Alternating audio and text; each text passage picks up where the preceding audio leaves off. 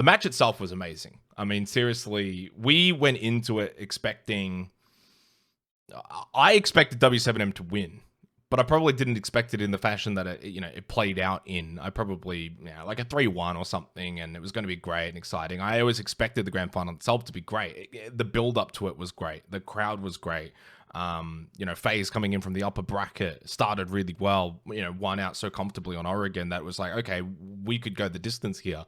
But even still, even after that beginning, at no point could we have ever predicted the way it was going to finish. Like the 6-1 comeback on Nighthaven Labs, for example, and everything that happened in between it. Sometimes it gets lost a little bit in translation, but there was the massive comeback on Skyscraper as well from FaZe Clan. A lot of people, I've seen some people talk about, but prior to Nighthaven, like all of the individual maps were quite one-sided. It was kind of like one of those, like, oh, this is all one-sided until we get to the 5th map. But Skyscraper was a classic in itself. And I also think, Oregon was like the most one-sided. It was no contest there. But even Border was pretty good, had its moments. Remember the 1v3 clutch that we saw from Nate. So it was arguably the best game of Siege that we've ever had in terms of a series. And it just so happened to be the SI Grand Final. Yeah. It's still really weird to think that, we were there and casting it. At least from my perspective, it's very difficult to absorb that. And I didn't feel super like overwhelmed with emotion at the end because it was just very difficult to take it all in. I was actually in preparation for this, watching back a bit of the VOD and stuff, and it was like, I think starting to sink in a little bit more, like, holy shit, we got to cast, the best game of Siege ever played pretty much. And it was just a grueling series. I think the way I would describe it, and I think I said this immediately in the aftermath, was that despite this series in real time going for 5 to 6 hours from point to point or whatever it was, it genuinely, from my perspective, felt like it went by in the blink of an eye. It felt like 15 minutes. Now, that was when we were inside of the server. Outside of the server, in between the breaks, that's a whole different story because you were, like, physically on the limit, really pushing yourself. And, like, I genuinely thought that, like, you were going to fucking pass out or something. Do you want to put the pictures up? I mean, we've got some of the behind-the-scenes pictures. I don't know how easy it would be to overlay it, but, like, I was legitimately on the floor. And, and it wasn't for show or anything. It was quite literally, I had... probably gone a little too hard in the opening map. It was very easy to get excited. I was doing a grand final. And as much as I've been doing this for such a long, long time, this is quite literally the biggest event that you can do. And then coupled with the best game that you can do. We've reached that peak. Like there's nothing more now to look forward to and be like, okay, we've done this. Now we're going to do this. That's just the nature of it. And so it was very easy to get a little bit excited. I've watched back my opening intro when we got thrown from Ian, and I hate it. Like, I just think I completely butchered it, went too fast, I was just too excited. It's fine in the moment, the passion of it all, and I get it. And the crowd made it very difficult because they were so loud. You can't hear yourself. It's really difficult to, like, modulate your voice. Yeah. But obviously that first map, I just looking back on it and, a bit of self-reflection, and even in what was the best grand final of all time, you're always going to be able to try and look inward and try and see how can I be better. Probably would have been just control myself a little bit more in that opening map. That first 30 to 40 minutes of the entire show, I definitely should have just calmed down a little bit. And I went too hard too soon and therefore paid the price. And from then, I'd say even map 2 onwards, I was already starting to feel it. And this was also a reason why I said originally, let's get in Pengu, because I think heading in the TriCast, if this goes the distance, like it was hot in that arena. Like there was no air conditioning. The air conditioning had to be, put in. I guess Ubisoft Blast organized getting their own AC just for the building, and so it was all of these like silver pipes pumping in air, and that's all we really had. So it was hot, very hot. I mean, just naturally hot in Brazil. Already pretty much running on fumes by map 2. So it was excruciating. I had to push harder than I've ever pushed before. Find energy, try and modulate. And I think if you go back and actually watch the cast by map 2, like map 1, there's a lot of meat. Then map 2, there is fuck all. Like I'm just like, you two need to do 90% of the work right now because I need to basically just do the end round play by play. And I think that's the way it should be anyway. So it worked out perfectly. But yeah, like between the maps, like I'm basically on the floor.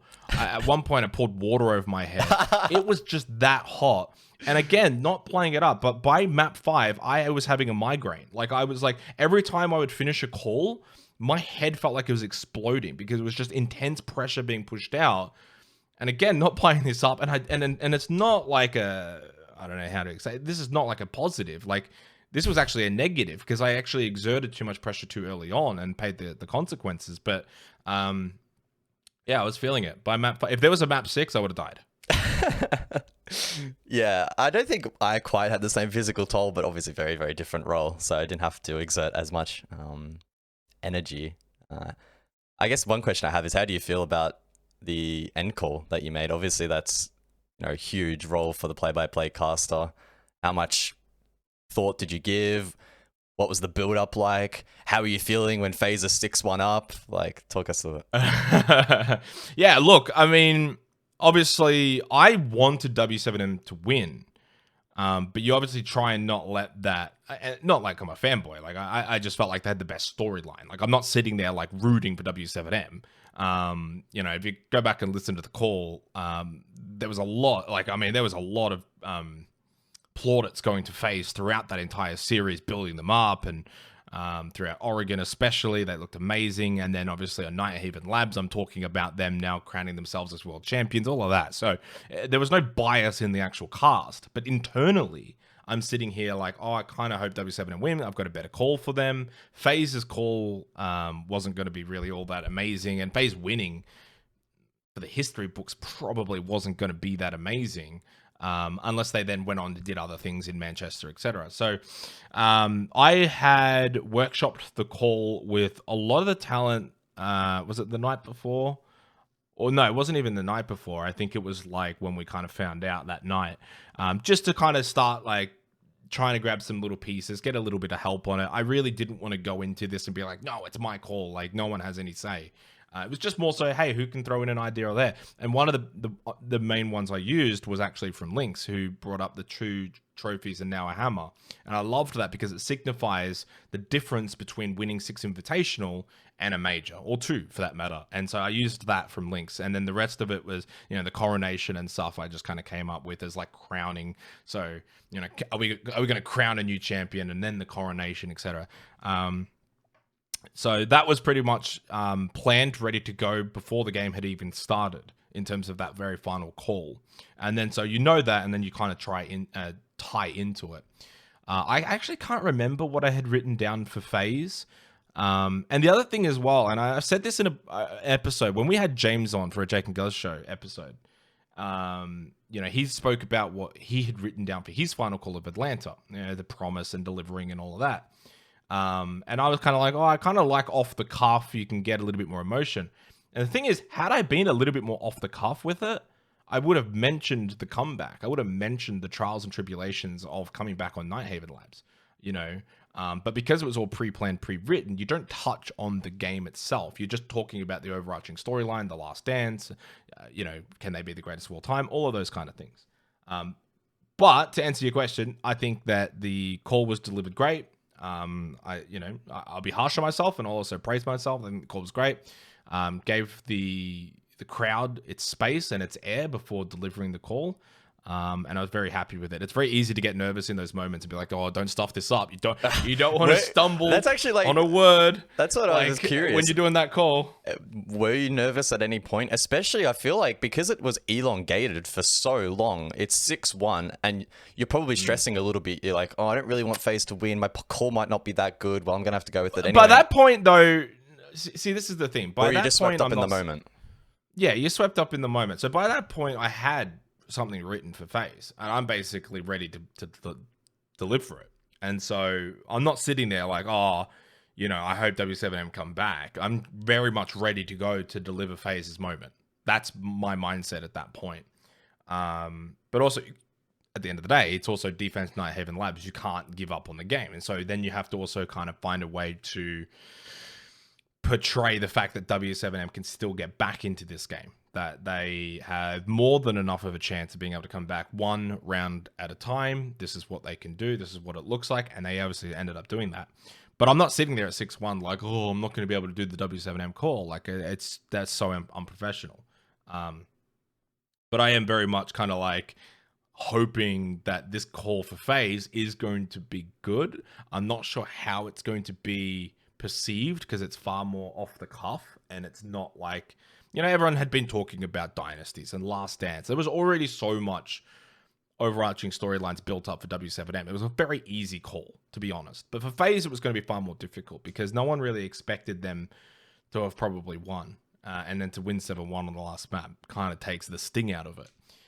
Had FaZe won that final map, 7-1, 7-2, no one would have regarded this grand final as the best of all time. Absolutely. I don't think so, personally.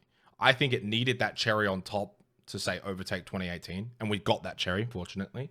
But I wasn't really nervous in terms of the call. I wasn't really nervous in terms of the game. I don't think you were either. I think we were actually pretty calm going into it. I'd been in these kind of positions before. And so, like, obviously, final call. The main thing in my mind is just don't start it. Just don't stumble over it. Deliver it and then live with it. Yeah, I mean, in terms of my own personal, like, build up in server, I feel like going back to Parker as well, because he asked me a couple of times in the build up, like, how you feeling? Are you excited? Yada, yada, yada. And like every single time I would just like straight bat it and say, I'm just hyper focused. I wasn't letting, because I know myself personally, if I had have let the emotions get to me and overwhelm me before heading into the game, that's when the nerves begin to follow and that's when I begin to overthink. Whereas I just went in with the mindset that, sure, it's not the same as every other game, but in a sense it is. And if the game is good and justifies it, I can ride that emotion, and I think I did properly. So I just, going into it and throughout the game itself, just remained, really hyper focused and just confident in my ability. There was no point overthinking or changing the formula too much for this match. Again, the gravity and the stakes are very, very high, and you need to match that energy. 500,000 people watching, and also record viewership and 10,000 screaming fans. But I'm really happy that that's the approach that I personally took, because I think it worked. Because I made a couple of mistakes throughout the cast, no doubt, but so did I. But I didn't stumble near as much as I thought I was going to. So I had the worst stumble of the entire tournament. I think it was on Border, where sometimes when you're talking as a caster, you just kind of get halfway through it and then you just blank. And you then forget what you were talking about. You're just like, oh, fuck. And then you just stop. I actually had one of those moments, but you can't let that define you, and no one's going to go back and remember it. Not one person have I ever seen has gone like, oh, he made this little stumble in Border round 3. Like, you just move on. Yeah. And maybe in the moment, Twitch chat's like, !!, lolcaster or whatever, but then that's it. I do have to ask, though, obviously, since we were not projected in the stadium, did that alleviate nerves? Like, if it was like 10,000 English-speaking fans listening to your cast in the stadium, would that have maybe amped the nerves up a little bit? Yeah, probably. I feel like I mentioned this to you, or I mentioned it to someone, that it definitely probably did help. I wouldn't say that I'm a particularly great public speaker. I would hate doing it at like assemblies. I've done it at, a funeral here or there as well, and hearing your own voice getting projected, I just kind of hate it, which is very ironic to say as a fucking esports caster when you're commentating in front of 500,000 people, but that's just the way it is. I think I preferred it. I mean, we had the crowd for the atmosphere and the energy, so much so that, like I said, you could hardly hear yourself. I had my side tone up all the way, so you can hear yourself through your headset, but with the crowd, almost impossible. And then hearing your co-caster as well was very, very difficult. So it was often challenging to actually have back and forth chats and talk about coherent points because you could hardly hear what the other person was saying. But yeah, back to your point. It was a very challenging cast. Yeah, I think it did alleviate some of the pressure, but obviously the pressure was there and I wanted to do a good job, but I didn't let it get to me too much. I feel like that's one of my strengths, is that I don't succumb to pressure too much. That's all my 1v2s in ranked coming into fruition.